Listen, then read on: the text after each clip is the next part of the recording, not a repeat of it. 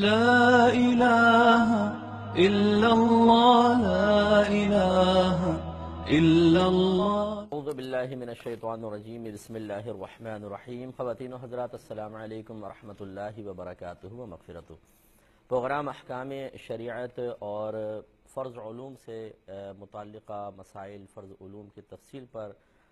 مشتمل معلومات کے ساتھ آپ کی خدمت میں ایک دفعہ پھر حاضر ہے۔ پچھلے پروگرام میں کفر کے بارے میں آپ کو بتایا تھا، اس سے پہلے ایمان کے بارے میں بتایا تھا کہ ایمان ایک قلبی کیفیت کا نام ہے جس کو آپ یقین سے بھی تعبیر کر سکتے ہیں۔ نبی کریم صلی اللہ علیہ وسلم جو کچھ لے کر آئے، اگر دل 100% یہ کہے کہ یہ صحیح ہے اور اس کی جانب مخالف یعنی یہ صحیح نہیں ہے، بالکل 0% ہو، تو ہم کہیں گے کہ یہ صاحب ایمان ہے۔ اور کفر کا مطلب یہ ہوتا ہے کہ ضروریات دین میں سے کسی شے کا انسان انکار کر دے تو یہ کفر کہلاتا ہے۔ یا یوں سمجھ لیں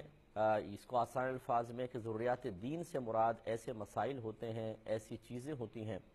کہ جنہیں علماء اور ان کی صحبت میں رہنے والی اکثر عوام جانتی ہے،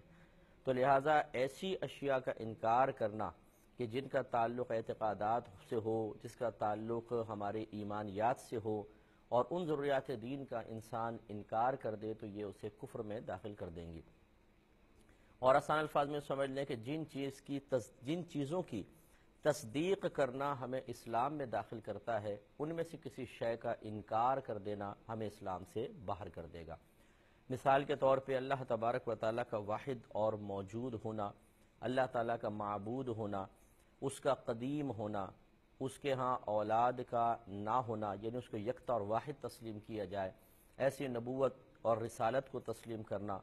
جتنے انبیاء علیہم السلام آئے، چاہے ان کے پورے نام ہمیں نہیں پتہ اور تعداد میں بھی حدیثوں میں اختلاف ہے، کم و بیش 1,24,000 انبیاء علیہم السلام، اس کا اقرار کرنا کہ وہ نبی تھے، ہم ان پہ ایمان لاتے ہیں۔ خصوصاً ہمارے نبی کریم صلی اللہ علیہ وسلم پر، اسی طرح آسمانی کتابوں پر ایمان لانا، جنوں، فرشتوں، جنت، دوزخ، تقدیر، آخرت، یوں ہی نماز کی فرضیت، روزے کی فرضیت، حج کی فرضیت کا یقین رکھنا۔ اگر کوئی ان کی فرضیت کا انکار کر دے دائرہ اسلام سے خارج ہو جائے گا۔ ہاں کوئی اگر ان کی فرضیت کو مان کر پڑھتا نہیں ہے، سستی کرتا ہے، تو وہ مسلمان رہے گا اگرچہ گناہگار ہوگا۔ ایسے ہی صحابہ کرام علیہم رضوان کا گمراہی پر مجتمع نہ ہونا، یہ مسئلہ بھی ایسا ہے کہ ضروریات دین میں سے ہے، لہذا اگر کوئی خدا نخواستہ یوں کہے کہ صحابہ کرام کسی وقت گمراہی پر مجتمع ہو گئے، سب نے کوئی غلط فیصلہ کیا اور اس پر اتفاق کر لیا، یہ شخص بھی دائرہ اسلام سے خارج ہو جائے گا۔ تو ضروریات دین کی شناخت اور پہچان یہ ہر ایک کے بس کی بات نہیں ہے، یہ علماء کرام فیصلہ کریں گے کہ کون سی چیز ضروریات دین میں داخل ہے، کون سی نہیں۔ یعنی بعض تو بالکل واضح چیزیں ہیں جیسے میں نے آپ کی خدمت میں عرض کی، لیکن ہر ایک چیز کے بارے میں ہر شخص فیصلہ نہیں کر سکتا ہے، علماء ہی کریں گے۔ پھر اس کے بعد آپ کو یہ بھی بتایا تھا کہ اگر کوئی ایسا مسئلہ آ گیا، کسی ایسی شے کا انسان نے انکار کیا، کوئی ایسا زبان سے کلمہ نکالا کہ جو ضروریات دین کے انکار پر مشتمل ہے، صراحتاً انکار ہے، تو ہم کہتے ہیں یہ کفر التزامی ہے یا کفر صریح ہے یا کفر اتفاقی ہے۔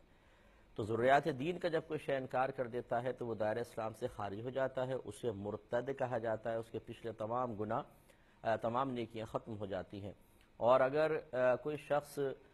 ضروریات دین کا انکار تو نہیں کرتا، اس سے کم درجے کی کسی چیز کا انکار ہے، لیکن اگر ہم غور و تفکر کرتے جائیں، اس کو پیچھے لے جاتے جائیں کہ اس سے یہ خرابی لازم آئی، اس سے یہ، اس سے یہ، اس سے یہ،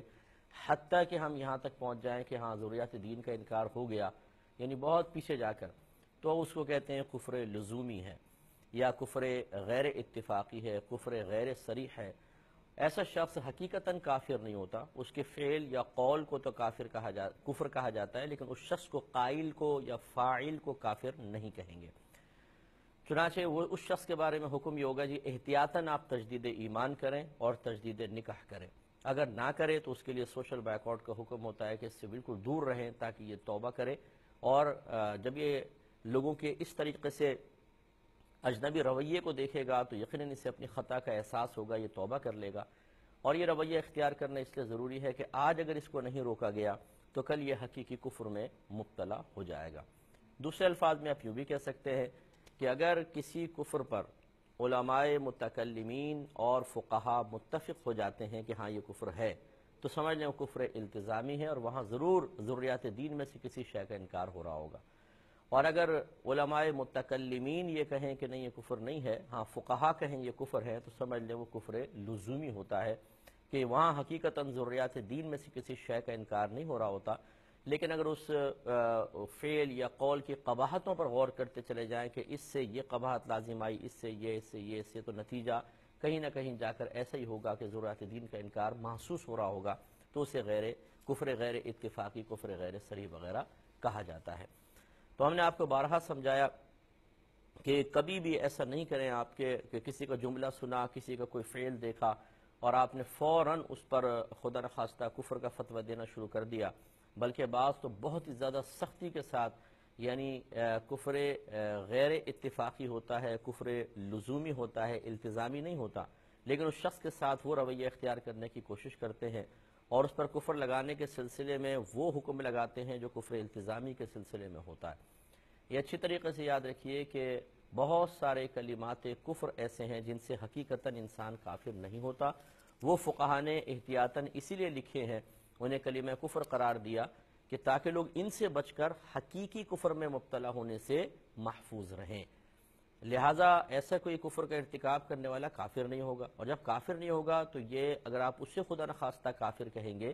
تو مسلمان کو کافر کہہ رہے ہیں، اور مسلمان کو کافر کہنا خود کفر ہے۔ یہ مسلم کی روایت ہے، نبی کریم صلی اللہ علیہ وسلم نے ارشاد فرمایا کہ اگر کسی نے سامنے کسی مسلمان کو کافر کہا اور وہ اس کا اہل نہ ہو تو کفر کہنے والے پر لوٹ آئے گا۔ علماء نے اس حدیث کو ظاہر پر رکھا ہے، اس لیے احتیاط کریں۔ تو آپ کو ہم بتا رہے تھے کہ کفر بہت ہی خطرناک چیز ہے، اور اس کا حکم لگانا یہ کوئی آسان کام نہیں ہے، اس لیے وہ خواتین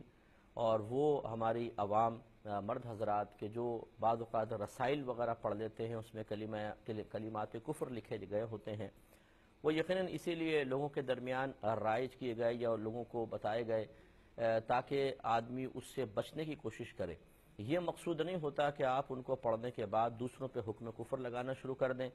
یا ایک جملہ جو اس میں نہیں لکھا لیکن کسی نے کہا تو آپ اس میں لکھے ہوئے کسی جملے پر اس کو قیاس کریں کہ دیکھو یہ کفر لکھا تھا، یہ بالکل ایسا ہے، تو اس کا مطلب ہے یہ بھی کافر ہوگا۔ یہ ہرگز نہ کیجیے گا، ورنہ شاید وہ کافر نہ ہو، آپ ہمیشہ کے لیے جہنم میں چلے جائیں گے۔ اسے توجہ کریں۔